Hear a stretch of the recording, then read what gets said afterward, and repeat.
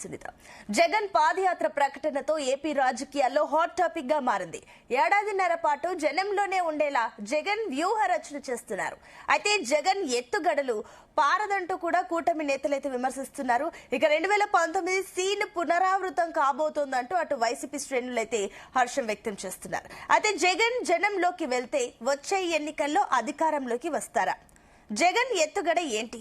కూటమి ప్రభుత్వానికి ఎదురయ్యే సవాళ్లు ఏంటి అనే అంశాలపైనే ఇవాల్టి డిబేట్ లో డిస్కస్ చేస్తున్నాం. ఇవాల్టి డిబేట్ లో మనతో పాటు పార్టిసిపేట్ చేస్తున్నారు మస్తాన్ రావు గారు, రాజకీయ విశ్లేషకులు, అండ్ అదేవిధంగా కర్ణాటి ఆంజనేయ రెడ్డి గారు, బీజేపీ రాష్ట్ర అధికార ప్రతినిధి, అండ్ బొమ్మి ఇజ్రాయెల్ గారు, వైసీపీ ఎమ్మెల్సీ. అందరికీ వెరీ గుడ్ మార్నింగ్ అండి. ముందుగా రైట్, బొమ్మి ఇజ్రాయెల్ గారు మీతోనే స్టార్ట్ చేద్దాం. సో 2019లో ఓదార్పు యాత్ర అంటూ వెళ్లారు. ప్రజల నుంచి ఓకే మంచి రెస్పాన్స్ వచ్చింది, అధికారంలోకి వచ్చారు. కానీ ఇప్పుడు పాదయాత్ర ఇంటెన్షన్ ఏంటి? ఏడాదిన్నర తర్వాత యాక్టివ్ కాబోతాం, జనంలోనే ఉంటామన్న కమెంట్స్ ని ఏ రకంగా చూడాలి? ఏంటి ప్లాన్స్ ఏంటి అసలు? ప్యానెల్ ఉన్నటువంటి అందరికీ నమస్కారం అమ్మా. నా వాయిస్ వినపడుతుందండి? చెప్పండి మేడం, నా వాయిస్ వినపడుతుందా? చెప్పండి చెప్పండి. అందరికీ గుడ్ మార్నింగ్. గుడ్ మార్నింగ్ అండి, చెప్పండి. నిన్న మా నాయకుడు వైఎస్ జగన్మోహన్ రెడ్డి గారు ఏలూరు పార్లమెంటుకు సంబంధించినటువంటి సమావేశంలో నాయకులతో కనెక్ట్ అయిన సందర్భంలో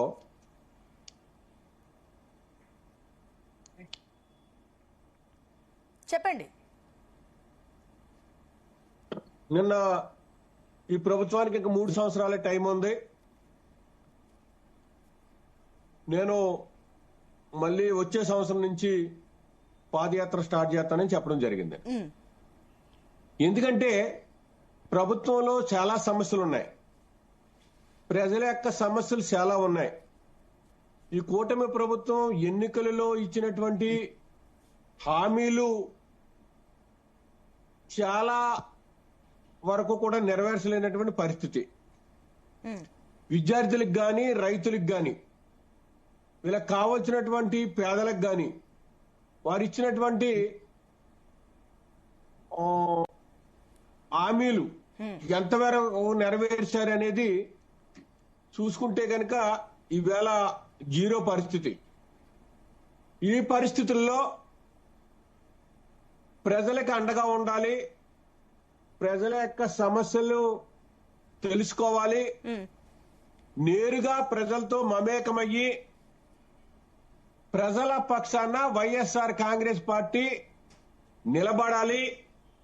ఈ రాష్ట్రంలో ఉన్నటువంటి పేదవాడి పట్ల పేదవాడిని ఆదుకోవాలి అనే ఉద్దేశంతో మా జగన్మోహన్ రెడ్డి గారు రేపు పాదయాత్రకు వెళ్తారని చెప్పడం జరిగింది. అంటే ఒకటండి, 2019లో జగన్ పాదయాత్ర సక్సెస్ అయ్యింది, అప్పుడు ఒక అపోజిషన్ లీడర్. బట్ ఇప్పుడు మాజీ సీఎం హోదా అండ్ ఇంకొకటి అసెంబ్లీకే వెళ్ళట్లేదు. ఇప్పుడు జనాల్లోకి వెళ్తే రెస్పాన్స్ ఎట్లుంటుంది? సక్సెస్ అవుతుందా అన్న నమ్మకం ఉందా? ఖచ్చితంగా 100% మీరు ప్రజలు జగన్మోహన్ రెడ్డి గారిని చూసి ఏ విధంగా రియాక్ట్ అవుతున్నారు అనేది ఇప్పటికే ప్రజలు చూశారు. ప్రజల యొక్క ఆదరణ రోజు రోజుకి వైఎస్ఆర్ కాంగ్రెస్ పార్టీకి పెరుగుతుంది. వేలాది మంది జగన్మోహన్ రెడ్డి గారిని కలుసుకోవటానికి ప్రతిరోజు కూడా ఆరాటపడుతున్నారు. అంటే ఈ రాష్ట్రంలో జగన్మోహన్ రెడ్డి గారు వస్తేనే ఈ పేదవాడు బాగుంటాడు, విద్యార్థులు బాగుంటారు, వైద్యం సక్రమంగా అందుతుంది, విద్య సక్రమంగా అందుతుంది, పాఠశాల వ్యవస్థ వచ్చేటప్పటికి జగన్మోహన్ రెడ్డి గారి నాయకత్వంలో నాడు నేడు కార్యక్రమం ఎలా జరిగింది, ప్రస్తుతం విద్యా వ్యవస్థ ఎలా ఉన్నది అనేది ప్రజలందరూ గమనిస్తున్నారు. ఖచ్చితంగా జగన్మోహన్ రెడ్డి గారు ప్రజల్లోకి వెళ్తే గనక ఎదురు చూస్తున్నారు, ప్రజల్లోకి రావాలి, మా యొక్క సమస్యలు చెప్పుకోవాలని. ఎందుకంటే ఎక్కడ చూసినా మారణ కాండ. ఒక పక్కన దళితుల మీద హత్యలు, ఒక పక్కన చిన్నారుల మీద అత్యాచారాలు, విచ్చలవిడిగా అసలు ప్రభుత్వం ఏం చేస్తుంది అనేది కూడా ప్రజలకు అయోమయం పరిస్థితుల్లో ఉన్నటువంటి పరిస్థితి.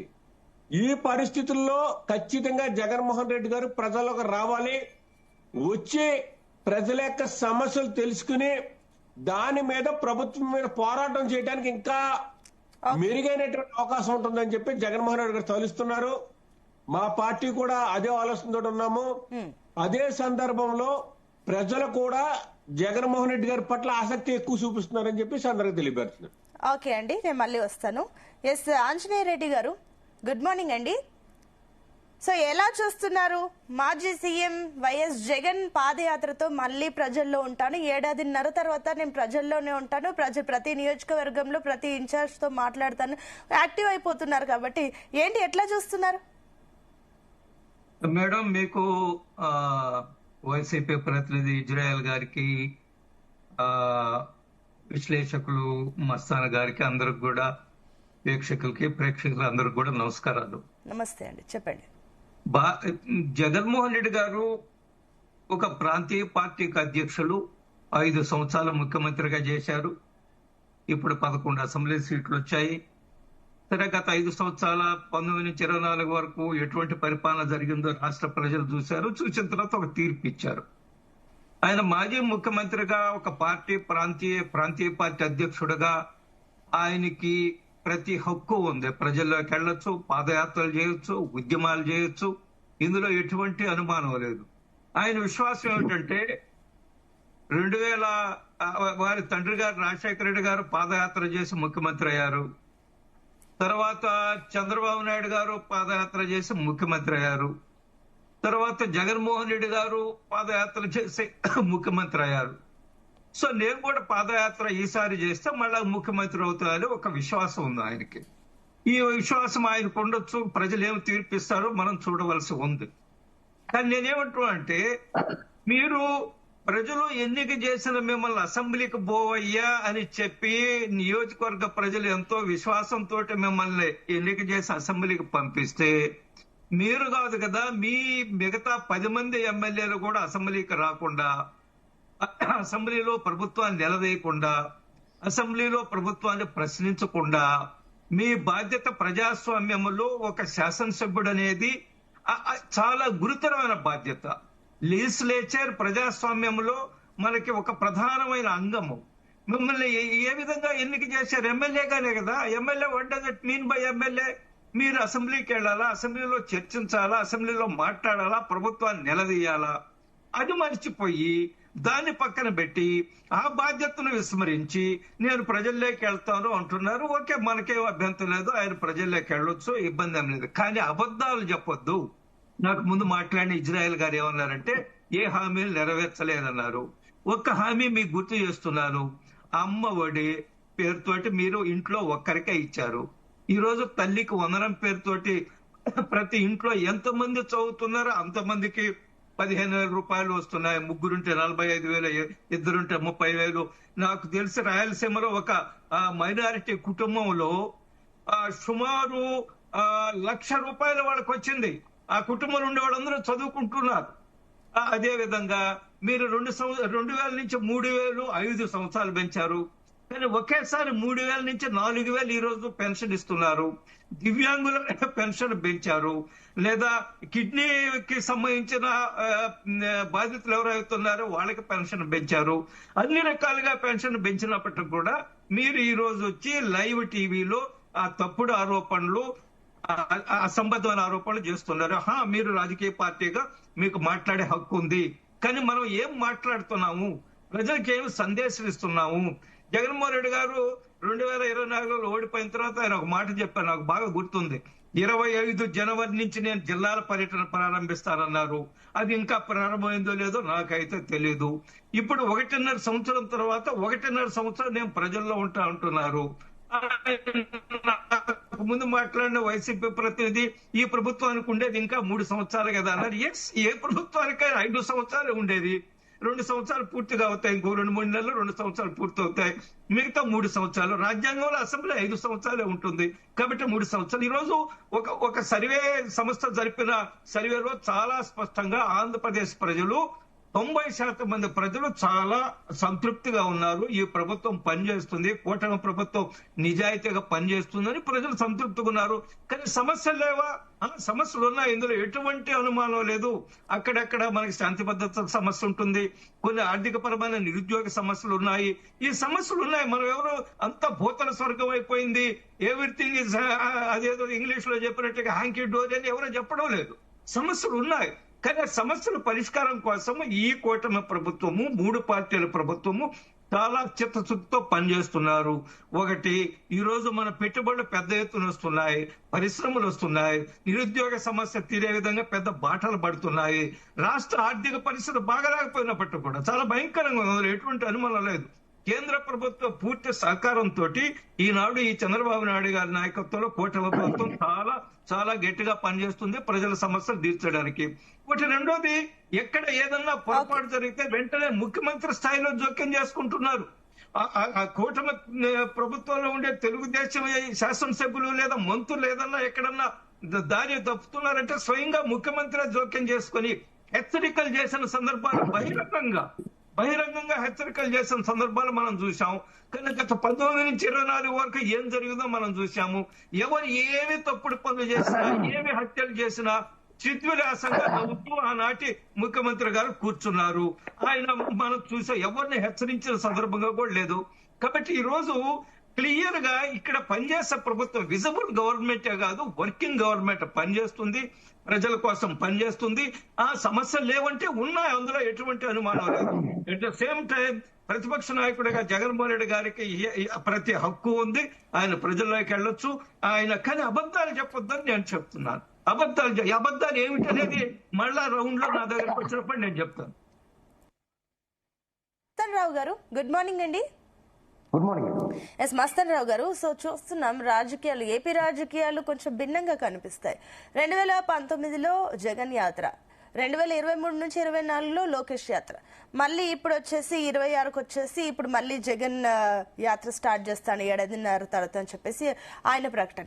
ఏంటి అసలు ఏపీలో అధికారంలోకి రావాలంటే ఈ పాదయాత్రనే కీలకమా? ఈ పాదయాత్రలతో ఈ సమస్యలు, ఇందాక ఇజ్రాయెల్ గారు చెప్పిన ఈ సమస్యలు, అవినీతి చాలా జరుగుతున్నాయి, ఇవన్నీ వీటిని ప్రశ్నించాలని చెప్పేసి ఏవైతే అంటున్నారో ఈ సమస్యలన్నీ ఈ పాదయాత్ర ద్వారా పరిష్కారం అవుతాయని అనుకోవచ్చు.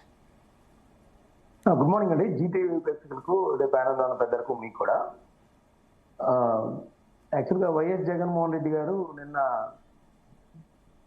ఏలూరు కార్యకర్తల సమావేశంలో ఎన్నికలు 1.5 ఉండగా నేను పాదయాత్ర ప్రారంభిస్తానని ప్రకటించారు. అయితే అది వైఎస్ఆర్సీపీ నాయకులకి చాలా మందికి ఆనందం కలిగిస్తున్న మాట, ప్రజలకు ఎలా ఉన్నా కూడా. నిజానికి ఈ పాదయాత్రల ప్రస్థానం చూస్తే ఏంటంటే 2003లో వైఎస్ రాజశేఖర రెడ్డి గారు ప్రజా ప్రస్థానం పేరిట ఆయన దాదాపు 1500 కిలోమీటర్లు నడిచారు. ఆ తర్వాత ఆయన నిజమైన ఏంటంటే కాంగ్రెస్ పార్టీ ఆ రోజు తెలుగుదేశం పార్టీ దాటికి ఎక్కడ ఆచూకీ లేని పరిస్థితుల్లో ఆయన ఆ పాదయాత్ర చేశారు. చంద్రబాబు నాయుడు గారిని ఓడించి అధికారంలోకి వచ్చిన పరిస్థితి. ఆ తర్వాత చూస్తే ఏమైందంటే వైఎస్ రాజశేఖర రెడ్డి గారు చనిపోయిన తర్వాత ఓదార్పు యాత్ర పేరిట జగన్మోహన్ రెడ్డి గారు కూడా పాదయాత్ర చేశారు. అప్పుడు కూడా దాదాపు ఆయన కొన్ని వేల కిలోమీటర్లు నడిచిన పరిస్థితి. ఆ తర్వాత వస్తున్నాం మీకోసం అని చెప్పేసి చంద్రబాబు నాయుడు గారు 2012 అక్టోబర్ 2వ తారీఖున పాదయాత్ర చేశారు. దాదాపు ఆయన కూడా 2517 కిలోమీటర్లు నడిచిన పరిస్థితి. ఆ తర్వాత కాలంలో 2014లో చూసాం, కూటమి కట్టి ఆయన అధికారంలోకి వచ్చిన పరిస్థితి కూడా చూసాం. అయితే అక్కడ జగన్మోహన్ రెడ్డి గారు ఏంటంటే ఆ ఓదార్పు యాత్రలో ఎంత ఆదరణ లభించినప్పటికీ కూడా 2014లో ఆయనకి కేవలం ప్రతిపక్ష పాత్ర మాత్రమే దక్కింది, 67 మంది మాత్రమే గెలిచారు. ఆ తర్వాత చూస్తే 2019లో జగన్మోహన్ రెడ్డి గారు పాదయాత్ర ప్రజా సంకల్ప యాత్ర చేశారు. ఆ ప్రజా సంకల్ప యాత్ర చాలా సుదీర్ఘంగా 341 రోజులు, 3648 కిలోమీటర్లు, 13 జిల్లాలు, 125 నియోజకవర్గాలు చేశారు. అది బాగా అనూహ్యంగా ఆ తెలుగుదేశం పార్టీ వైఫల్యాల మీద, వాళ్ళ యొక్క లా అండ్ ఆర్డర్ ప్రాబ్లమ్స్ కావచ్చు, ఏదైతే ప్రజలు విభజన అనంతరం చంద్రబాబును గెలిపిస్తే వాళ్ళ ఆశలను అడియాసలు చేశారని దాదాపు ఎక్కడా లేదు. జగన్మోహన్ రెడ్డి గారు కూడా ఊహించుంటారు 151 నియోజకవర్గాల్లో ఆయన అధికారంలోకి వచ్చిన పరిస్థితి. ఆ తర్వాత ఏమైందంటే ఇక్కడ మనం గమనించాల్సిన జగన్మోహన్ రెడ్డి గారు చెప్పాల్సింది ఏంటంటే, నీకు 151 నియోజకవర్గాలు చేతిలో పెడితే మీరెందుకు పరిపాలనా పరంగా వైఫల్యం చెందారు? మీరెందుకు లా అండ్ ఆర్డర్ని కాపాడలేకపోయారు? మీరెందుకు రోడ్లు వేయలేకపోయారు? మీరెందుకు పారిశ్రామికవేత్తల్ని ఆకర్షించలేకపోయారు? మన పరిశ్రమలు, మన నిరుద్యోగులు ఆశలు తీర్చేలాగా ఎందుకు స్థాపించలేకపోయారు అనేది ఆయన సమాధానం చెప్పలేదు. ఆయన ఏంటంటే ఆయన చెప్తుంది ఇప్పటికి కూడా తెలుగుదేశం పార్టీ వైఫల్యాలే అంటున్నాడు. ఆయన అధికారం ఇచ్చారు, ఆయనకు అధికారం ఇచ్చినప్పుడు ఆయన ఎందుకు ఇవన్నీ నెరవేర్చలేకపోయారు? ఆయన 67 స్థానాలు ఇచ్చి ఆ తర్వాత ఫస్ట్ 18 గెలిచారు ఉప ఎన్నికల ద్వారా, తర్వాత 67 ప్రతిపక్ష పాత్ర వచ్చారు, తర్వాత నేను సీఎం చేశారు 151 రాష్ట్ర చరిత్రలో ఎన్టీ రామారావు గారి తర్వాత ఆయనే. ఆ తర్వాత చూస్తే నిన్ను 11 స్థానాలకి కుప్పకూలిపోయింది మీ పార్టీ. అంటే మీరు అధికారం ఇచ్చి చూడమన్నారు. ఎవరన్నా ఒక వ్యక్తికి అతని గుణగణాలు కానీ అతని యొక్క వ్యవహార శైలి కానీ తెలుసుకోవాలంటే ఒక వ్యక్తికి చేతిలో అధికారం పెడితే ఆ అధికారం ఏ విధంగా అతను నాయకత్వ లక్షణాలని నిరూపించుకుంటాడు అనేది ప్రజలు భావించారు. కానీ ప్రజల ఆశయాలు కానీ ప్రజల ఆశల్ని కానీ నెరవేర్చేలాగా జగన్మోహన్ రెడ్డికి పరిపాలన సాగలేదు. అందుకని ఆయన్ని 11 స్థానాలకి పరిమితం చేసిన పరిస్థితి. ఇప్పుడు ఏంటంటే గతంలో ఆయన అధికారంలో లేకుండా పాదయాత్ర చేశాడు, ప్రజల సమస్యలు తెలుసుకున్నారు, అనేక వాగ్దానాలు చేశారు. ఆ వాగ్దానాలు ఏదైతే ఫుల్ఫిల్ చేయలేకపోయారో తిరిగి 11 స్థానాలకు తీసుకొచ్చిన పరిస్థితి. ఇది గమనించాలి.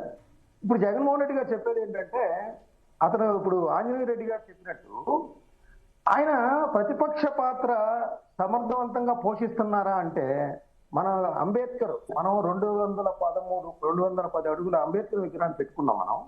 కానీ ఆయన రాజ్యాంగంలో చెప్పారు, ఎవరన్నా పార్టీ ఓటమి పాలైనా కూడా అసెంబ్లీ వేదికగా పోరాటాలు చేయాలని చెప్పారు. మరి ఆయన అసెంబ్లీ వేదికగా అధికార పార్టీ చొక్కా పట్టుకొని నిలదీయాలని చెప్పారు. మరి జగన్మోహన్ రెడ్డి గారు ఏం చేస్తున్నారు? ఎందుకు చొక్కా పట్టుకొని నిలదీయలేకపోతున్నారు? ఏదైతే మనకు రాజ్యాంగం కల్పించిందో ఆ విధంగా చేయకుండా కేవలం నాకు ప్రతిపక్ష పాత్ర ఇస్తేనే నేను అసెంబ్లీకి వస్తాను, లేకపోతే రానని ప్రజల మీద అలిగినట్టుంది. అది ప్రజలు తప్పు చేశారన్నట్టుగా ఉంది జగన్మోహన్ రెడ్డి గారి వ్యవహార శైలి. మీరు వెళ్ళండి, ఇప్పుడు ఏదైతే ప్రజాసంఘం ఇప్పుడు మీరు చేపట్టబోతున్నారు పాదయాత్ర, మీరు వెళ్ళి అక్కడ నిలదీయండి, అసెంబ్లీలో నిలదీయండి, ప్రజలు కూడా మిమ్మల్ని మెచ్చుకుంటారు. ఎందుకంటే ఆ బీజేపీకి 2 స్థానాలు ఉన్నాయి పార్లమెంట్ లో. ఈ రోజు 3 సార్లు అధికారంలోకి వచ్చింది. వాళ్ళు 2 స్థానాలు వచ్చేవి కదా అని పార్లమెంట్ ఎగ్గొట్టేసి వెళ్ళిపోలేదు బీజేపీ. ఆ 2 స్థానాల నుంచి ఈ రోజు మరి 3వసారి కూడా అధికారంలోకి వచ్చిన పరిస్థితి. రెండోది ఏమంటారంటే జగన్మోహన్ రెడ్డి గారు విద్య, వైద్యం, అదేవిధంగా లా అండ్ ఆర్డర్, రైతులు, ఆయన ఈ 4 ప్రస్తావించారు నిన్న.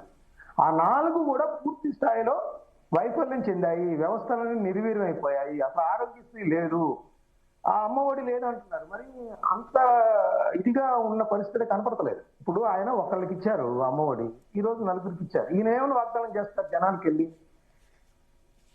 అందరికి ఇచ్చేస్తుంది కదా ప్రభుత్వం.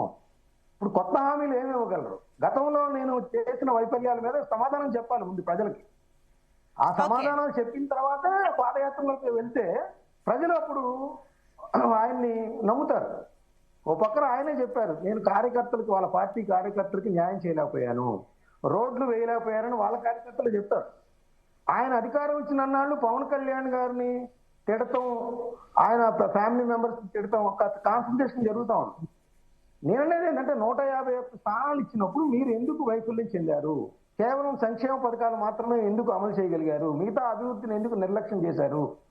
వీటన్నిటికీ కూడా సమాధానాలు చెప్పాల్సిన బాధ్యత జగన్మోహన్ రెడ్డి గారి మీద.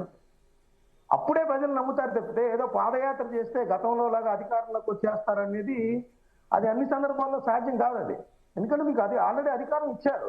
అధికారం ఇచ్చినప్పుడు మీరు ప్రజల ఆశయాలకు అనుగుణంగా పరిపాలించలేకపోయారనేది కూడా మీరు నిజాన్ని గ్రహించారు. ఇప్పుడు మీరు అసెంబ్లీకి వెళ్ళటం ద్వారా, అదేవిధంగా ప్రజా సమస్యల పోరాటాలు చేయటం ద్వారా, అధికార పక్ష వైఫల్యాలు కావచ్చు, హత్యాకాండ కావచ్చు, అరాచకాలు నిలదీయటం ద్వారా మీరు వెళ్ళటంలో తప్పులేదు. ఇంకోటి ఏంటంటే జగన్మోహన్ రెడ్డి గారిలో కూడా కొంత పట్టుదల తగ్గినట్టుగా కనిపిస్తాం. ఏంటంటే అది ఆయన గత సంక్రాంతి నుంచే కార్యకర్తలతో సమావేశాలు ఏర్పాటు చేస్తాను, ప్రతి నియోజకవర్గాన్ని సందర్శిస్తానని చెప్పారు. అది ఇంప్లిమెంట్ చేయలేకపోయిన పరిస్థితి కూడా మనం ఇక్కడ గమనించాలి. రెండోది, ఆయన గతంలో అధికారం చేపట్టక ముందు వాళ్ళ తల్లి విజయలక్ష్మి గారు పక్కనే ఉన్నారు అండగా. వాళ్ళ చెల్లి షర్మిల గారు అండగా ఉన్నారు. మోపిదేవి వెంకటరమణ గారు లాంటి ఆయనతో పాటు జైలు జీవితం గడుపుతున్న వాళ్ళు, విజయసాయి రెడ్డి గారు, వీళ్ళందరూ కూడా వెళ్ళిపోయిన పరిస్థితి. ఎందుకు వెళ్ళిపోయారు అని కూడా ప్రజలు గమనిస్తూ ఉంటారు. వాటికి కూడా ఆన్సర్ చెప్పాల్సిన బాధ్యత జగన్మోహన్ రెడ్డి గారి మీద.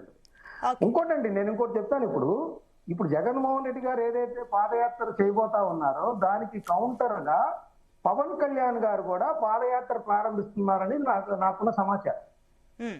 పవన్ కళ్యాణ్ గారు కూడా ఏదైతే ప్రభుత్వం అమలు చేస్తుందో, ఎక్కడెక్కడైతే లోపాలు ఉన్నాయో వాటన్నిటిని తెలుసుకుంటానికి కూడా పవన్ కళ్యాణ్ గారు కూడా త్వరలో అనేక నియోజకవర్గాల్లో ఆయనదైన శైలిలో జగన్మోహన్ రెడ్డి గారి పోటీగా పవన్ కళ్యాణ్ గారు కూడా పాదయాత్ర లేకపోతే నియోజకవర్గాల యాత్ర వెళ్ళబోతా ఉన్నారు. ఇది ప్రస్తుతం రాజకీయాల్లో ఏంటంటే చంద్రబాబు నాయుడు గారు, జగన్మోహన్ రెడ్డి గారు, పవన్ కళ్యాణ్ గారు, ఈ ముగ్గురులో చూసుకుంటే పవన్ కళ్యాణ్ గారికి ఆదరణ ఉంది.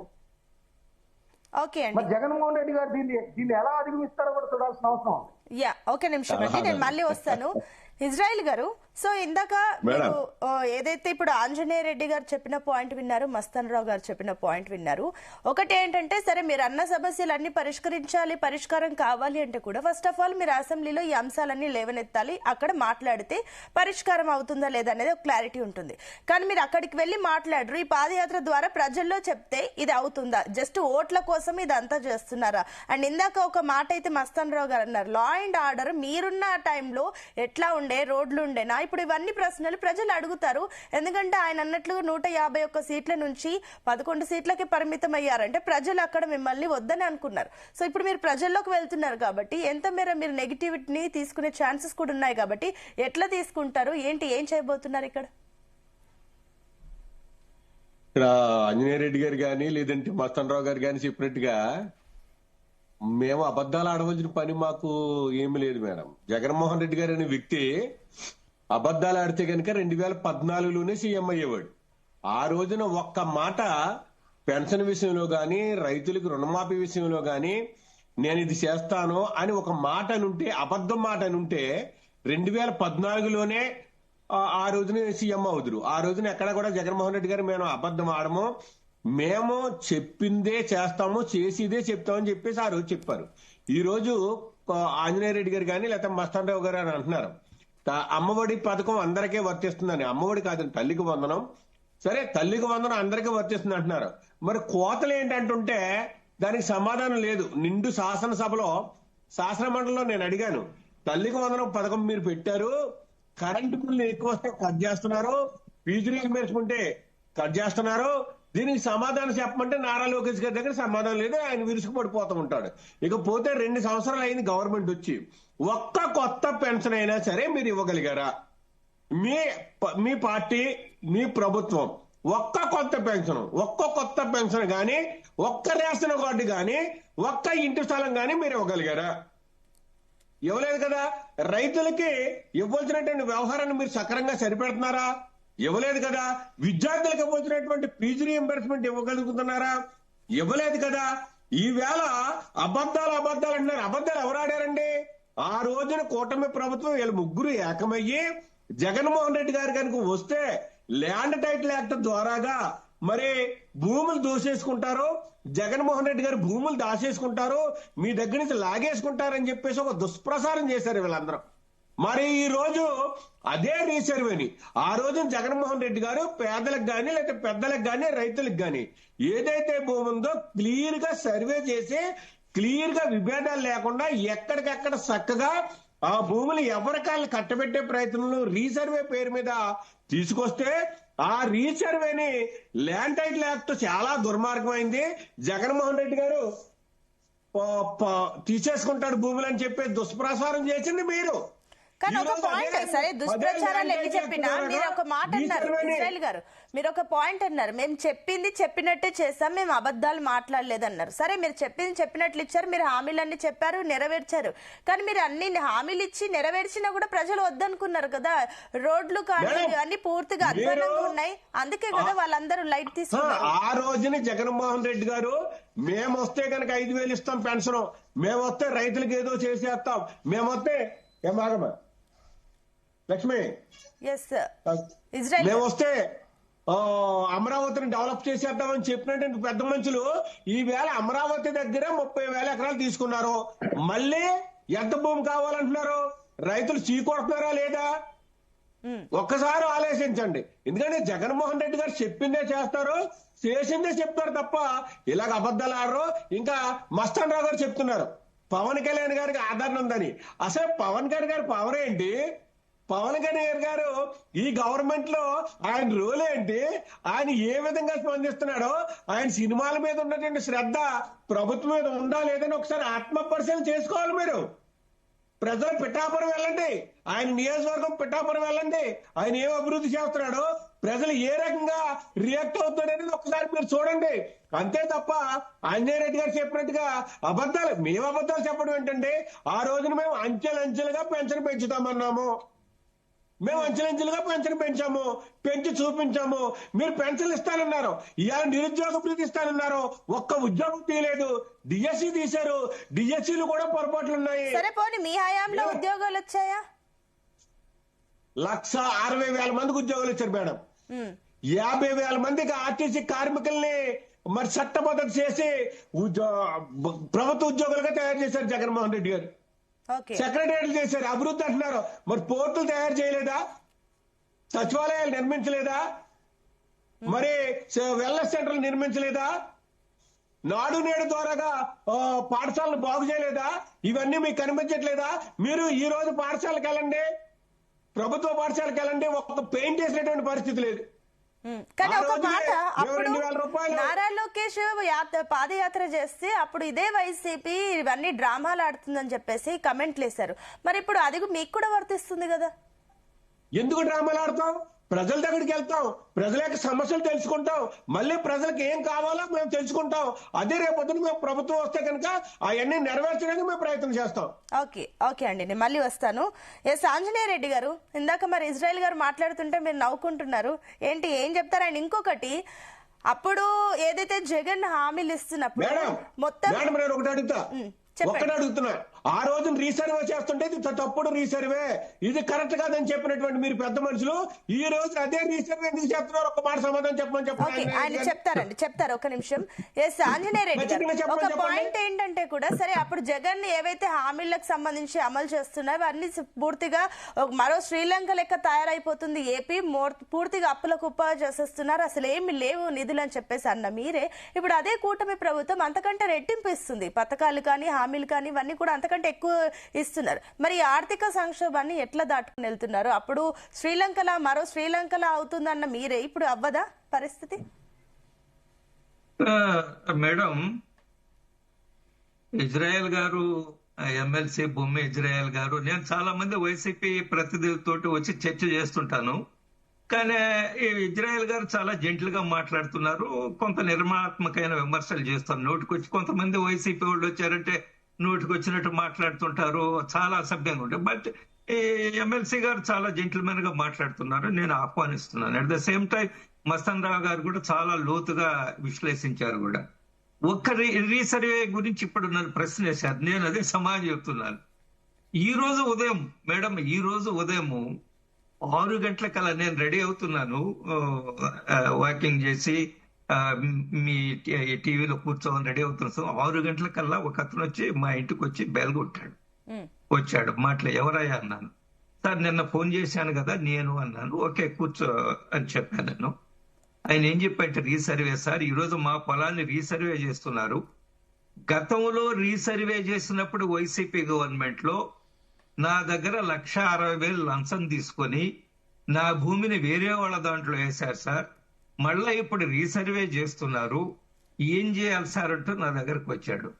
నేను చెప్పేది ఈ ఒక్క ఇన్సిడెంట్ కాదండి, నా దగ్గర ఇప్పటి వరకు 1000 మంది రీసర్వే పేరుతోటి నేను కలెక్టర్ గారి దగ్గరికి ఏదైనా పని మీద వెళ్తున్నానంటే ఈ రీసర్వేలో జరిగిన అన్యాయాన్ని రెక్టిఫై చేయడం కోసమే కలెక్టర్ గారి దగ్గరికి వెళ్ళి రోజు అనేక మంది అర్జీలు ఇస్తుంటాను నేను.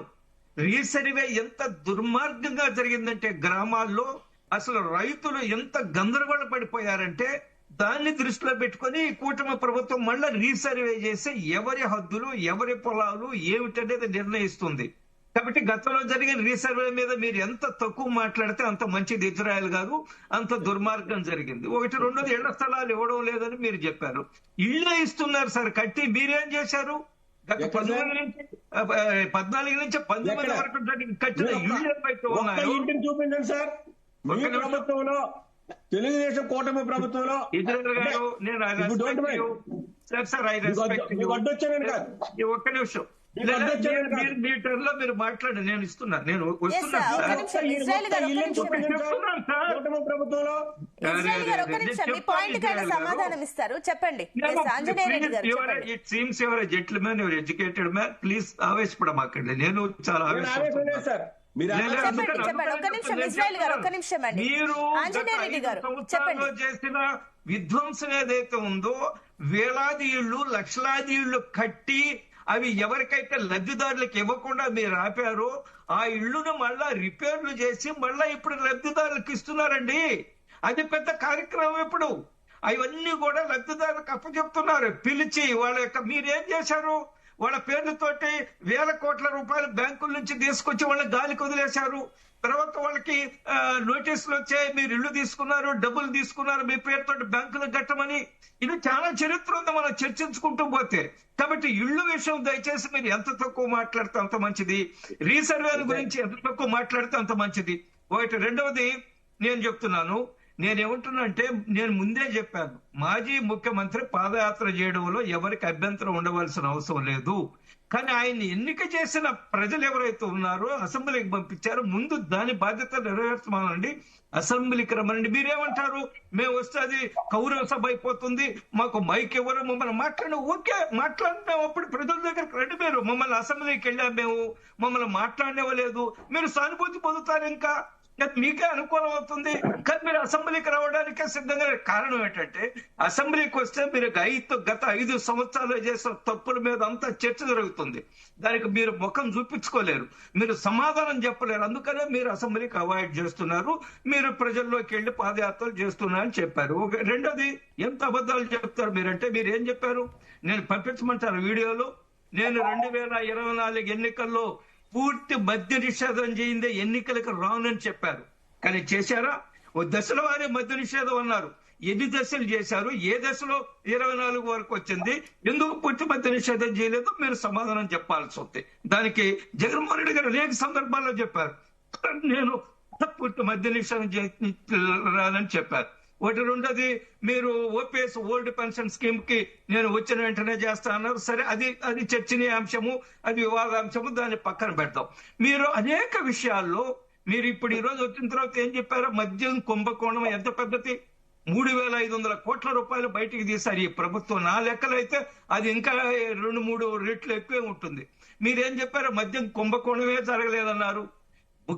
మాజీ ముఖ్యమంత్రి జగన్మోహన్ రెడ్డి గారు చెప్పారు కుంభకోణమే లేదని. కానీ వీడియోలు ఏమొచ్చాయి? ఆ వెంకటేశ్వర నాయుడు అని ఆయన ఈ మద్యం కుంభకోణానికి సంబంధించిన 1,000 కోట్ల రూపాయలు ఆ డంప్ లో ఆయన నిలబడి వాటి మీద చేతులు పెట్టి ఆయన విన్యాసాలు చేస్తున్నది మనం చూసామా? కాబట్టి మద్యం కుంభకోణం జరగలేదా? దాన్ని ఇప్పటికీ మీరు ఖండిస్తున్నారు. 9 కోట్ల రూపాయలు మనకి తెలంగాణలో దొరికింది. అవన్నీ కూడా మద్యం కుంభకోణానికి సంబంధించి. అందులో కొంత డబ్బు ఆమె ఎవరో ఒరిస్సా ఒక ఆమె లేడీ ఎత్తుకోబోయిందని దాని మీద కూడా దర్యాప్తు జరుగుతూ ఉంది. మీరేం చెప్పారు? జోగి రమేష్ విషయం ఒక ఉదాహరణ చెప్తాను. మాజీ ముఖ్యమంత్రి జగన్మోహన్ రెడ్డి గారు ఏం చెప్పారు? 2 ఫోన్లు ఇట్లా పట్టుకొని ఆయన మా జోగి రమేష్ 2 ఫోన్లు చూపించి, ఈ జోగి రమేష్ మాకు ఆ జనార్దన్ తోటి సంబంధం లేదు, అతను ఎవరో కూడా మాకు తెలియదని మా జోగి రమేష్ చెప్పాడని మన మాజీ ముఖ్యమంత్రి పత్రికా విలేకరుల సమావేశంలో చెప్పారు. కానీ జోగి రమేష్ గారే చెప్పారు, ఆయన మా ఊరేను, మా పక్క వీధిలో ఉండేవాళ్ళు, వాళ్ళ తండ్రి కూడా మాకు బాగా తెలుసు అని జోగి రమేష్ గారే చెప్పారు. ప్రజలు అర్థమైపోయింది జగన్మోహన్ రెడ్డి గారు అబద్ధాలు చెప్తున్నారని. టీటీడీకి సంబంధించి ఏం చెప్పారు? టీటీడీలో $9 72,000 చాలా చిన్న దొంగతనం అన్నారు. $9 72,000 అన్నారు. సరే, ఆయన లెక్కలు చెప్పడంలో ఆయనకి లెక్కలు సరిగా వచ్చావు నాకైతే తెలియదు. కానీ చాలా చిన్న దొంగతనం. అరే, కోట్లాది మంది హిందువులకు సంబంధించిన ఒక పుణ్యక్షేత్రంలో అక్కడ దొంగతనం జరిగితే విదేశీయులు ఎంతో భక్తితో ఇచ్చే డాలర్లు దొంగతనం చేస్తే అది చాలా చిన్న దొంగతనం అవుతుందా? అది ఉదయం జగన్మోహన్ రెడ్డి గారు ఇది చాలా చిన్న దొంగతనం అన్నారు. సాయంకాలమే దొంగతనం చేసిన ఆయన బయటకు వచ్చి నేను చాలా పెద్ద తప్పు చేశాను, భగవంతుడికి చాలా ద్రోహం చేశాను, మా కుటుంబం చాలా బాధపడుతుందని ఆయనే చెప్పారు. ఇవన్నీ మనం చూసినప్పుడు జగన్మోహన్ రెడ్డి గారు అసలు గత ప్రభుత్వంలో జరిగిన ఒప్పుకోవాలి ఎవరైనా కానీ ఒక నాయకుడు, ఎస్ డ్యూరింగ్ మై రూల్ నా సమయంలో తప్పులు జరిగాయి, వాటిని రెక్టిఫై చేస్తున్నాము, ప్రభుత్వానికి నేను విజ్ఞప్తి చేస్తున్నాను, ఎవరు తప్పులు చేసినా కానీ మీరు వదిలిపెట్టొద్దని. ఇది కాదు, మొన్నటి రోజు ఆయన Subhash Chandrabose MP, YCP MP madam, ఆయన వైసీపీ ఆఫీస్ లో కూర్చొని వాళ్ళ ప్రభుత్వ హయాంలో 1,20,00,000 1,50,00,000 ఎవరెవరు బొక్కేశారు, అధికారులు ఎవరు తిన్నారు, వైసీపీ కార్యకర్తలు ఎవరు తిన్నారు, ఆయన బహిరంగ పత్రికా విలేకరుల సమావేశంలో మాట్లాడి చంద్రబాబు నాయుడుకి ఇస్తానని చెప్పారు. మేం చెప్పింది కదా, అది ఎంపీ గారు చెప్పారు. ఇవన్నీ చూస్తూ జరుగుతున్నప్పటికి కూడా జగన్మోహన్ రెడ్డి గారు చిద్విలాసంగా ఉండడం ఏదైతే ఉందో, గత ప్రభుత్వంలో చేస్తున్న అనేక మంది ఐపీఎస్ లో భారతదేశ చరిత్రలో ఎప్పుడైనా చూసామండి? 3 ఐపీఎస్లు విత్ ఎ పెన్ స్ట్రోక్ ఒకేసారి సస్పెండ్ అయిన చరిత్ర మనం ఎప్పుడైనా చూసామా? ఆమె ఎవరో జత్వాని అనే మన రాష్ట్రానికి ఏం సంబంధం? ఆమెని తీసుకొచ్చి ఎంత ఇబ్బంది పెట్టారు. ఇవన్నీ కూడా దర్యాప్తులు జరుగుతున్నాయి కదా. కుంభకోణంలో అనేక మంది జైల్లో ఉన్నారు కదా. ఇవన్నీ మీరు మర్చిపోయి నేను పాదయాత్రకు పోతాను, నేను మళ్ళా చెప్తున్నాను, మీరు పాదయాత్రకు పోవడం ఇబ్బంది లేదు. జగన్మోహన్ రెడ్డి గారు కూడా జనాకర్షణ గల నాయకుడు, అందులో ఎటువంటి అనుమానం లేదు. కానీ ఒక మాజీ ముఖ్యమంత్రిగా ఆయన హయాంలో ఏం జరిగింది, పరిపాలన ఎంత భయంకరంగా జరిగింది. ఏ శాఖ మీదైనా ఆనాటి ముఖ్యమంత్రి గారికి పట్టులేదు, ఏ శాఖనైనా రివ్యూ చేసిన సందర్భం మనం కనిపించలా. ఆ రోజు మనం చూసాము, డావోస్కి వెళ్ళాయా అంటే ఒక ఆయన ఏం చెప్పాడు, ఒక ఐటీ మంత్రి అమర్నాథ్ గారు, అక్కడికి వెళితే నాకు చలి ఎక్కువగా ఉంటుంది, ఇప్పుడు -65 degrees ఉంటుందని అందువల్ల పోలేదు అన్నట్టుగా మాట్లాడాడు. ఆయన కోడిగుడ్డు మంత్రి అని కూడా అంటుంటారు ఆయన. ఇవన్నీ కూడా మీరు ఏమీ పునరాలోచన చేసుకోకుండా, పునశ్చరణ చేసుకోకుండా, రివ్యూ చేసుకోకుండా, పశ్చాత్తాపం వ్యక్తం చేయకుండా నేను ప్రజల్లోకి వెళ్తాను, పాదయాత్రలు చేస్తాను అన్నదానికే ఈ రోజు ప్రజలు నవ్వుకుంటున్నారు, ప్రజలు ప్రశ్నలు వేస్తున్నారు. వాటన్నిటికీ మసన్ రావు గారు చాలా బాగా చెప్పారు. మీరు 5 సంవత్సరాలు పరిపాలించారు, మీరు ప్రతిపక్షంలో ఉండి, ఆనాటి ప్రతిపక్షంలో ఉండి మీరు ప్రజల్లోకి వెళ్ళారు. బట్ 5 సంవత్సరాలు మీరు ఎవరు టెస్టెడ్ ప్రోడక్ట్. మిమ్మల్ని ప్రజలు పరీక్షించారు కదా, మిమ్మల్ని ప్రశ్నలు అడుగుతారు కదా. కాబట్టి వాటికి సమాధానం చెప్పలేదు. మస్తాన్ రావు గారు చాలా చక్కగా వివరించారు. నేను కూడా అదే చెప్తున్నాను, మీరు 5 సంవత్సరాలు చేసిన కుంభకోణాలు ఒక్కొక్కటి బయటకు వస్తున్నాయి, ఒక్కొక్కటి భయంకరమైన కుంభకోణాలు. వీటన్నిటికీ ప్రజలకు సమాధానం చెప్పుకోవాలి. ఓకే అండి, ఒక్క నిమిషం. మస్తాన్ రావు గారు, సో ఈ పాదయాత్రల ఎఫెక్ట్ ఎంత మేర ఉంటుంది అనుకోవచ్చు? ఇప్పుడు ఈ సోషల్ మీడియా బాగా ఎక్కువగా ప్రజల్లో ఉన్న ఈ టైంలో ఈ పాదయాత్రలు వర్కౌట్ అవుతాయా? అండ్ ఇంకొకటి, ఒకవేళ దీన్ని అండర్ ఎస్టిమేట్ గనక ఎన్డీఏ కూటమి చేస్తే గనక, ఎన్డీఏ కూటమి ప్రభుత్వం చేస్తే గనక ఎట్లాంటి పరిణామాలు ఉండే ఛాన్సెస్ ఉన్నాయి? 2029 ఎలక్షన్స్ లో ఇది ఎలాంటి గేమ్ చేంజర్ అయ్యే ఛాన్సెస్ ఉన్నాయి అనుకోవచ్చు? ఖచ్చితంగా అండి. ఇప్పుడు జగన్మోహన్ రెడ్డి గారు ఆయన ప్రజా సంకల్ప యాత్ర చేసినప్పటికీ టెక్నాలజీ పరంగా కానీ, లేదంటే యూట్యూబ్ ఛానల్స్ పరంగా కానీ, లేదంటే సోషల్ మీడియా ఎంత ఫాస్ట్ గా గ్రోయింగ్ పరంగా కానీ చాలా విలక్షణమైన పాత్ర పోషిస్తుంది. అంతకు ముందు కంటే ఎక్కువ వాస్తవాలు ప్రజలకు తెలిసే అవకాశాలు ఉంటాయి. మనం ఎట్లా పడితే అట్లా పాదయాత్ర చేసుకుంటానో, లేదంటే గ్యాదరింగ్ విషయంలో కానీ చేస్తే ఎవరు పాదయాత్ర చేసినా కూడా అలాంటి పరిస్థితులే ఉత్పన్నం అవుతాయి. డ్రామాటిక్ సిచ్యువేషన్స్ ఏమన్నా ఉంటే కూడా వాటిని ప్రజలే వెల్లడిస్తున్నారు ఇప్పుడున్న పరిస్థితుల్లో. ఖచ్చితంగా జగన్మోహన్ రెడ్డి గారు మాస్ లీడరు, ఆయన జనాలు అట్రాక్ట్ అవుతున్నారు, దానిలో అనుమానం ఏమి లేదు. దాన్ని మనం అందరం అంగీకరించాలి. ఆయన ప్రతిపక్షంగా ఆయన ఖచ్చితంగా నిలదీయాలి. నేను ఇందాక చెప్పింది కూడా అదే, ఆయనే వ్యతిరేకించలేదు, ఆయన అనూహ్యంగా వచ్చారు. ఇప్పుడు 2019లో ఎందుకు ఆయన 150 సాధించారు? చంద్రబాబు నాయుడు గారు పూర్తి చేయలేకపోయారు అంతే కదా. ప్రత్యేక హోదా అన్నారు, కాసేపు ప్యాకేజ్ అన్నారు, అందుకని రాలేకపోయారు. అవన్నీ కూడా జగన్మోహన్ రెడ్డి గారు ప్లస్ అయినాయి కదా. అట్లాగే జగన్మోహన్ రెడ్డి గారు వైఫల్యాలన్నీ ఈ రోజు ప్లస్ అయినాయి. అదే ఒప్పుకోవట్లా జగన్ గారు. ఏంటంటే నా వైఫల్యాలని ఒప్పుకోవట్లా. నేను అడుగుతాను ఇందాక, అంటే నేను ఎవరికి ఇది కాదు, చంద్రబాబు నాయుడు గారు ఈ రోజు ఆయన చెప్పిన సూపర్ 6 కానీ ఇంకేదన్నా పరిపాలనా పరంగా వైఫల్యాలు ఉంటే ఖచ్చితంగా 2029లో ఓటు అనే ఆయుధాన్ని వాళ్ళు ఉపయోగిస్తారు, చంద్రబాబు నాయుడు గారి మీద కానీ, పవన్ కళ్యాణ్ గారి మీద కానీ, నరేంద్ర మోడీ గారి మీద కానీ. నేనంటాను, ఇప్పుడు జగన్మోహన్ రెడ్డి గారు వీటికి సమాధానం చెప్పాలి. ఇప్పుడు ప్రత్యేక హోదా మెడలు ఉంచి తెస్తా అన్నారు, తెచ్చారా? అది అబద్ధమా నిజమా? నేను అబద్ధం ఆడారంటల్లా. మద్య నిషేధం చేస్తానని చెప్పారు. అన్ని ఆలోచించుకొని ఇచ్చుంటారు కదా, చేశారా? చేయలా. డిఎస్సి ఇస్తా ఉన్నారు 5 ఏళ్లలో, ఇచ్చారా? ఇవ్వలా. సిపిఎస్ వారం రోజుల్లో తీసేస్తాను, అమలు చేస్తానని చెప్పారు. మా పాత పెన్షన్ అమలు చేస్తా ఉన్నారు, ఇచ్చారా? వీటిని అబద్ధాలు అందామా, నిజాలు అందామా, వాస్తవాలు అందామా? మనం మాట్లాడే వాళ్ళ మీద విడిచిపడితే కాదు. దీనికి ఎందుకు చేయలేకపోయారో ప్రజలకు సమాధానం చెప్పాలి. ఇంకోటి కూడా అడుగుతా నేను, జగన్మోహన్ రెడ్డి గారు ఆయన జీవితం అంతా కూడా ఎక్కువ కాలం ప్రజల్లోనే గడిచింది. ప్రజల్లో మమేకమయ్యారు. ఓదార్పు యాత్ర ద్వారా కానీ, ప్రజా సంకల్ప యాత్ర ద్వారా కానీ, అక్కడ వాళ్ళ కుటుంబాన్ని తీసుకోండి, షర్మిల గారు కానీ, వైఎస్ రాజశేఖర రెడ్డి గారు కానీ, ప్రజలతో మమేకమైనప్పుడే వాళ్ళు అధికారానికి చేరువయ్యారు. కానీ అధికారంలోకి రాగానే జగన్మోహన్ రెడ్డి గారు ప్రజల్ని ఎందుకు మర్చిపోయారు? ప్రజల్ని కలిశారా?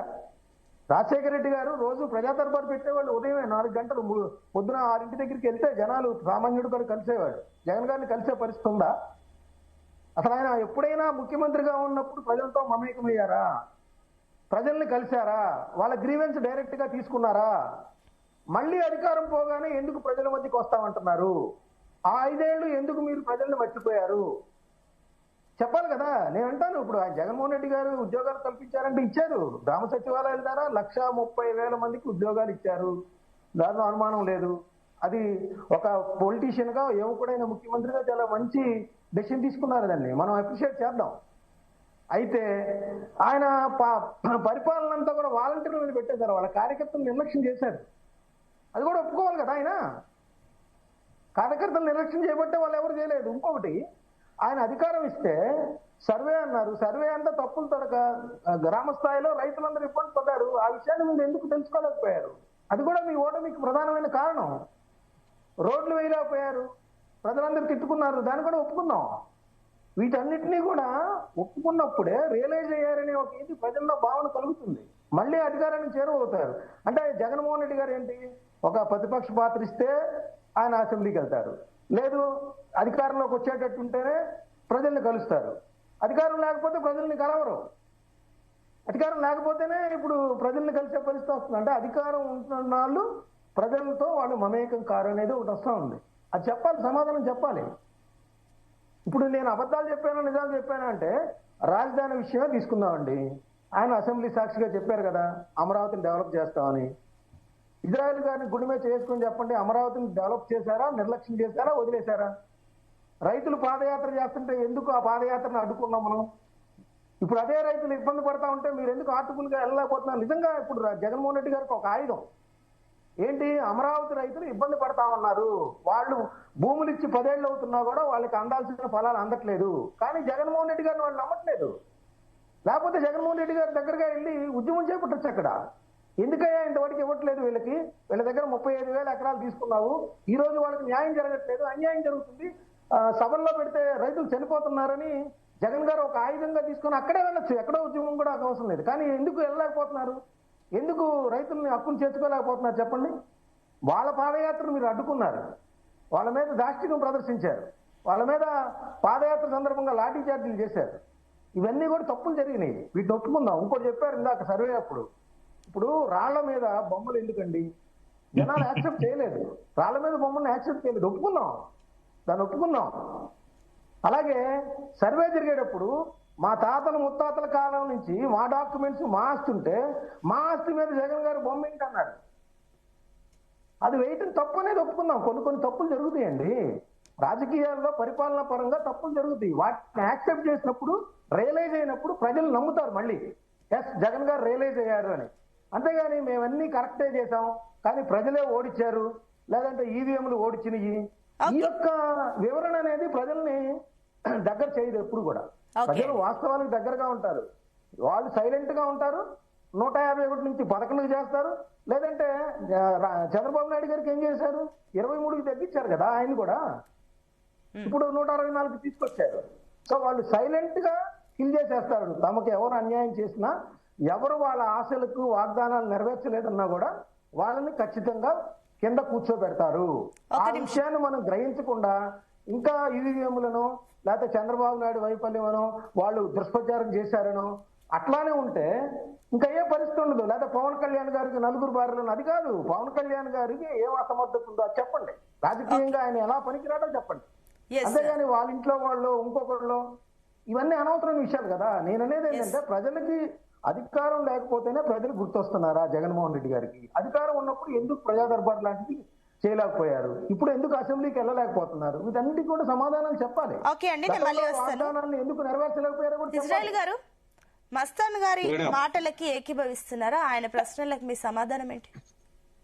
మేడం నేనేంటంటే ఈ రోజున 11 సీట్లకే పరిమితం అయిపోయారు జగన్మోహన్ రెడ్డి గారు. మీ యొక్క వైఫల్యం వల్లే పరిమితం అయిపోయారని అక్కడ పెద్ద మనుషులు ఇద్దరు అంటున్నారు. కాదు ఇజ్రాయెల్ గారు, ఒక్క నిమిషం. ఓకే, ఇజ్రాయెల్ గారు, మీరు కాదు ఒక్క నిమిషం సార్. నేను అడిగింది 4 క్వశ్చన్లు అడిగాను మిమ్మల్ని. మీరు ప్రత్యేక హోదా తెస్తా అన్నారా? తేలేదు. డిఎస్సీ ఇస్తా అన్నారా? ఇవ్వలేదు. సిపిఎస్ రద్దు చేస్తా అన్నారా? చేయలేదు. మధ్య చేయలేదు. వీటికి సమాధానం చెప్పండి మీరు. మస్తాన్ గారు, మనం ఒక వేలు ఇలా చూపిస్తుంటే 4 వేలు మన వెనకాల చూపిస్తాయి సార్.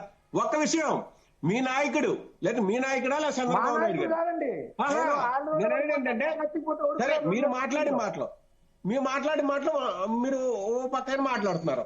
నేనేమంటానంటే చంద్రబాబు నాయుడు గారు కూడా కూటమి ప్రభుత్వంలో స్థానాలు కూర్చోబెట్టారు. అది కూడా చెప్పాను నేను. సార్ చంద్రబాబు నాయుడు గారు ఇదే ప్రజలు వాళ్ళు నెరవేర్చకపోతే కింద కూర్చోబెడతారని చెప్పా. చంద్రబాబు మేడం ఒక్క నిమిషం మస్తాన్ రావు గారు, ఒక్క నిమిషం అండి.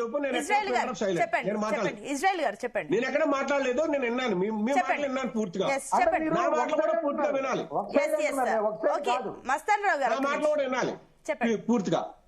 ఈ రోజు జగన్మోహన్ రెడ్డి గారి యొక్క వైఫల్యమా, లేదు మీరెట్టినటువంటి మీ కూటమి ప్రభుత్వంలో పెట్టినటువంటి దుష్ప్రసారమా, లేదంటే లేనిపోని ఆరోపణలా, తప్పుడు ప్రసారం వల్ల మేము దెబ్బతిన్నాం. ఓకే, మేము ఒప్పుకుంటాం. ఈ రోజున మీరు కూటమి నేను ఒప్పుకుంటున్నాను, మేము దెబ్బతిన్నామని ఒప్పుకుంటున్నాం. కానీ రెక్టిఫై అవుతాం కదా, ప్రజలు కోరుకుంటున్నారు కదా. ఇప్పుడు చంద్రబాబు నాయుడు గారు కూటమి ప్రభుత్వంలో నాణ్యమైన మద్యాన్ని అందిస్తానన్నాడు. నాణ్యమైన మద్యాన్ని అంటే ఆ రోజున భూములు తెచ్చారు, అవి తెచ్చారు, ఈ తెచ్చారని ప్రజలకు చెప్పారు. తమ్ముళ్ళు మీకు నాణ్యమైన మద్యం ఇస్తానని చెప్పారు.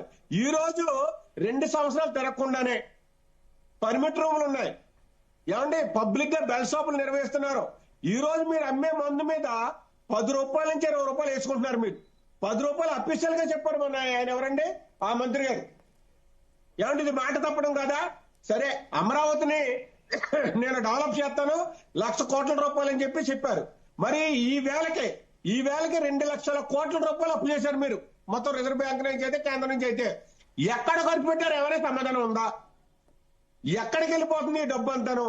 ఎవరి జేబుల్లోకి వెళ్ళిపోతుంది? ఒక పక్కన ఇసుక కుంభకోణం, ఇసుక విపరీతంగా అమ్మేసుకుంటున్నారు. ఇసుకని ఎక్కడ పడితే అక్కడ తవ్వేసుకుంటున్నారు. Mining తవ్వేసుకుంటున్నారు, mining తీసేసుకుంటున్నారు. అదే సందర్భంలో ఒక పక్కన హత్యలు జరుగుతున్నాయి, ఒక పక్కన చిన్న అమ్మాయిల మీద రేపులు జరుగుతున్నాయి. దీనికి అందరికీ ఎక్కడైనా ఒక్క మాట చంద్రబాబు నాయుడు గారు కానీ, పవన్ కళ్యాణ్ గారు కానీ, లోకేష్ గారు కానీ ఎక్కడైనా స్పందించినటువంటి పరిస్థితి ఉందా? ఇకపోతే నిరుద్యోగ భృతి అన్నారు. మీరు ఉద్యోగాలు ఇవ్వకపోతే నిరుద్యోగ భృతి 3,000 రూపాయలు ఇస్తారన్నారు. ఏ ఒక్కడికైనా 3,000 రూపాయలు ఇచ్చారా? అదే సందర్భంలో 50 సంవత్సరాలు నిండినటువంటి బీసీ మహిళలకి పెన్షన్ ఇస్తారన్నారు. మీరు పెన్షన్ ఇవ్వగలిగారా? మీరెందుకు చేయలేకపోతున్నారు ఈ కార్యక్రమం? డిఆర్ అన్నారు, 4 డిఆర్ పెండేలు ఉన్నాయి. దీపావళికి డిఏ ప్రకటించారు, అది కూడా పూర్తిగా ఇచ్చినటువంటి పరిస్థితి లేదు. ఉద్యోగస్తులు మిమ్మల్ని నమ్మి ఓట్లేశారు. ఈవేళ ఉద్యోగస్తులందరినీ ఉద్యోగం చేసుకోనివ్వట్లేదు మీ నాయకుడు. ఎక్కడా కూడా ఉద్యోగాలు చేసుకోనివ్వట్లే. అక్కడికి పంపుతాడు, ఇక్కడ పంపుతాడు.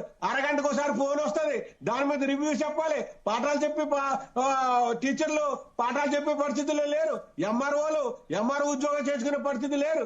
ఎండి ఉద్యోగం చేసుకునే పరిస్థితి లేదు. మీరు రివ్యూకే పరిమితం అయిపోతున్నారు. ఇది ఎంతవరకు సమంజసం? ప్రజలు గ్రహిస్తున్నారు సార్. జగన్మోహన్ రెడ్డి గారు ప్రజలకు ఏం చేశారు, చంద్రబాబు నాయుడు గారు వచ్చిన తర్వాత ప్రజలకు ఏం చేస్తున్నారు, పవన్ కళ్యాణ్ గారు వచ్చిన తర్వాత పవన్ కళ్యాణ్ గారు ప్రభుత్వంలో భాగస్వామిగా ఉండి ఏ రకంగా చేస్తున్నాడో ఆయాల తప్పుని ప్రశ్నిస్తాను, నేను ఎక్కడ అన్యాయం జరిగినా ప్రశ్నిస్తానని చెప్పినటువంటి పవన్ కళ్యాణ్ గారు పల్నాడు జిల్లాలో పిన్నెల్లేని గ్రామంలో మంద సాల్మన్ అనే వ్యక్తిని కిరాతకంగా కూటమి ప్రభుత్వం తిరగబడి అతని మీద మీరు కేసు చెప్పిన ఎట్లా పాయింట్ కి పరిస్థితి? నేను ఒకసారి ఎక్కడికి ఆంజనేయ రెడ్డి గారి దగ్గర పవన్ కళ్యాణ్ క్లారిటీ గారిని నేను తీసుకుంటాను. అడుగుతున్నా. అంతకంటే దీనికి ముందు అందరికీ సమాధానం సరే మీరే చెప్పండి. చెప్పండి, మీ హయాంలో ఉన్నప్పుడు చాలా మంది యువత నిరుద్యోగంతో ఫేస్ చేసి అక్కడ నుంచి ఏపీలో ఉండకుండా అందరూ హైదరాబాద్, బెంగళూరు ఇట్లాంటి మెట్రో సిటీస్ లోకి వెళ్ళిపోయారు. ఇప్పుడు వాళ్ళంతా రిటర్న్ రావాలి, వాళ్ళందరూ ఇక్కడే పని చేసుకోవాలి అని చెప్పేసి కొన్ని కోట్లలో కూడా ఇన్వెస్ట్మెంట్లు తీసుకొస్తున్నారు. కొత్త కొత్త ఇన్వెస్ట్మెంట్లు కంపెనీస్ తో మాట్లాడి తీసుకొచ్చే ప్రయత్నాలు చేస్తున్నారు. అట్లాంటి ప్రయత్నాలు మీరెందుకు చేయలేకపోయారు? మీరెందుకు యువత కోసం అంత ఆలోచించలేకపోయారు అనేదే కదా మీ పైన క్వశ్చన్స్. మేడం, ఇప్పుడు పెట్టుబడులు వచ్చేస్తున్నాయి అంటున్నారు. మస్తాన్ రావు గారు చెప్పారు ప్రత్యేక హోదా గురించి మాట్లాడలేదని. ప్రత్యేక హోదా గురించి ఏ రకంగా పోరాటం చేశారో జగన్మోహన్ రెడ్డి గారు అందరికి తెలుసు. మీకు పోరాటం చేశారు, కానీ ఇప్పుడు వీళ్ళున్న టైంలో ఎన్డీఏ కూటమిలో ఎట్లా ముందుకు వెళ్తుందో మీ హయాంలో వెళ్ళలేదు కదా. మీరు తేవాలి కదా, మీరు ఇప్పుడు తేవాలి కదా. ఆ రోజున ప్రత్యేక హోదా ఏమన్నా సంజీవని అని అడిగారు కదా మరి మీ చంద్రబాబు నాయుడు గారు. ఇప్పుడు బీజేపీతో మీరు టైఅప్ పెట్టుకున్నారు కదా. బీజేపీ మీ మిత్ర బృందం కదా. మీరు నరేంద్ర మోడీ గారిని ఒప్పించి ప్రత్యేక హోదా తేవచ్చు కదా. ఆంధ్రప్రదేశ్ కి 22 మంది ఎంపీలు మీ చేతిలో ఉన్నారు కదా ఇప్పుడు ప్రజెంట్. మీరు ఎందుకు తేలేకపోతున్నారని అడుగుతున్నా. ఇప్పుడు ఎందుకు తేలేకపోతున్నారో అప్పుడు తేలేదని ఎందుకు అడుగుతున్నారు మీరు? అంటే ఇప్పుడు జరుగుతున్న డెవలప్మెంట్ మీరు అప్రిషియేట్ చేయట్లేదు. ధైర్యంగా తెస్తామని మీరు అడగాలి కదా. ఎస్, మీ పాయింట్ కి సబ్మిషన్ ఉందంట. ఎమ్మెల్యేలు మీరు ఉన్నారు కదా, బీజేపీ మీతో ఉంది కదా. ఒక నిమిషం అండి, సబ్మిషన్ ఉందంట. ఎస్, ఆంజనేయ రెడ్డి గారు చెప్పండి. మేడం, ప్రత్యేక హోదా గురించి మాట్లాడుతున్నారు. మొన్న ఎన్నికల సందర్భంగా, అసెంబ్లీలో ఎన్నికల సందర్భంగా చంద్రబాబు నాయుడు గారు గాని లేదా కూటమి గాని మేము ప్రత్యేక హోదా తెస్తామని ఎన్నికల్లోకి రాలేదు. అది ప్రత్యేక హోదా అవసరం లేదా ఆంధ్రప్రదేశ్ కి? ప్రత్యేక హోదా అవసరం లేదా? ప్రత్యేక హోదా ఆ రోజుని ఫలక సార్. మరి మీరు ప్రత్యేక హోదా ఏదైనా సంజీవన ఈవేళ ప్రత్యేక ఒక నిమిషం అండి ఇజ్రాయిల్ గారు, ఒక నిమిషం అండి, ఒక నిమిషం, సమయం తక్కువ ఉంది. ఎస్, ఆంజనేయ రెడ్డి గారు 1 మినిట్ ఉందండి, ప్లీజ్ కంక్లూడ్ చేయండి. ఒక నిమిషం ఇజ్రాయిల్ గారు, పెద్ద మనిషి ఇజ్రాయిల్ గారు ఒక్క నిమిషం, ఒక్క నిమిషం. ఇందాక మీరు చెప్పినప్పుడు మాట్లాడించాము, ఒక్క నిమిషం ఆగండి. 22 మంది ఎంపీలు మీ చేతిలో ఉన్నప్పుడు ఆంజనేయ రెడ్డి గారు, ఎందుకు తేట్లేదు? ఆంజనేయ రెడ్డి గారు మాట్లాడండి. 1 మినిట్ ఉందండి, ప్లీజ్ మీ పాయింట్ కంక్లూడ్ చేయండి. ఈ ఆంధ్రప్రదేశ్ అవసరం కాదా? ఇజ్రాయెల్ నేను చెప్తాను, మీరు ఎన్నిసార్లు అడిగింది చెప్పండి. ఆంజనేయ రెడ్డి గారు 1 మినిట్ ఉందండి, మీ పాయింట్ కంక్లూడ్ చేయండి. నేను ఒక్క నిమిషము. నేను ఎందుకు చెప్తున్నా అంటే మొన్న అసెంబ్లీ ఎన్నికల సందర్భంగా మేనిఫెస్టో లేదు, దాని గురించి ప్రస్తావన లేదు, దాని గురించి హామీ లేవాలా. కానీ జగన్మోహన్ రెడ్డి గారు ఒక నిమిషం అండి ఇజ్రాయిల్ గారు, ఖచ్చితంగా సంజీవనే ఒక నిమిషం ఆగండి, ఉద్యోగాలు రావాలి. ఒక నిమిషం ఆగండి, ఒక నిమిషం ఇజ్రాయిల్ గారు, ఒక నిమిషం, సమయం తక్కువ ఉంది, ఆయన మాట్లాడనివ్వండి. చెప్పండి. మాట్లాడే నేను సమాధానం చెప్తున్నాను కదా. ఏ రికార్డే వేస్తారు మీరు? నేను చెప్తున్నాను, ఈ రోజు ఆంధ్రప్రదేశ్ కి ప్రత్యేక హోదా అవసరం లేదు. ప్రత్యేక హోదా కంటే ఎక్కువగా ఆంధ్రప్రదేశ్ కు మేలు జరుగుతుంది. 1000 కోట్ల రూపాయలు పెట్టుబడులు వస్తున్నాయి. కేంద్రం అన్ని విధాలుగా ఆదుకుంటుంది. పరిశ్రమలు వస్తున్నాయి. ప్రత్యేక హోదా అనేది ఒక బ్రహ్మ పదార్థము. ప్రత్యేక హోదాకి కొన్ని అర్హతలు ఉంటాయి. ఆ అర్హతలు ఆంధ్రప్రదేశ్ ఫిట్ కాదు. ఎన్డీఏ వచ్చిన తర్వాత 2014లో చాలా స్పష్టంగా చెప్పడం జరిగింది. నీతి ఆయోగ్ చెప్పింది. ఈ రోజు నీతి ఆయోగ్ అదే విధంగా ఆర్థిక ప్రణాళిక సంస్థలు చెప్పాయి, ఏ రాష్ట్రానికి ప్రత్యేక హోదా ఇవ్వద్దు. ఎన్డీఏ వచ్చిన తర్వాత 22% నుంచి రాష్ట్రాలకు వచ్చే పన్నులు ఏవైతే ఉన్నాయో, డివల్యూషన్ ఆఫ్ ఫండ్స్ ఏదైతే ఉందో 22 నుంచి 40కి పెంచడం జరిగింది. 1000 కోట్ల రూపాయలు రాష్ట్రాలకు ఇవ్వడం జరిగింది. ఈ దేశంలో ఏ రాష్ట్రం కూడా ప్రత్యేక హోదా అడగడం లేదు. ప్రత్యేక హోదా ఈ రాష్ట్రములకి అవసరం లేదు. కానీ నా ప్రశ్న ఏమిటంటే, మెడలు ఉంచుతాను, ఖచ్చితంగా నిలబడతాను, ప్రత్యేక హోదా తెస్తానన్న 5 సంవత్సరాల ముఖ్యమంత్రిగా ఉన్నా ఆయన ఏ రోజు కేంద్రం దగ్గరికి వెళ్ళి ప్రత్యేక హోదా ఇవ్వమని అడగలేదు. కేంద్రం దగ్గరికి వెళ్ళినప్పుడు ఏం మాట్లాడుతున్నారో ఎవరికి తెలియదు. ఏ రోజు బయటకు వచ్చి ఒక్క సమాధానం కూడా చెప్పలేదు ఏం కేంద్రాన్ని అడిగారని. ఈ రోజు ప్రత్యేక హోదా అనేది ఇట్ ఈస్ అన్ అవుట్డేటెడ్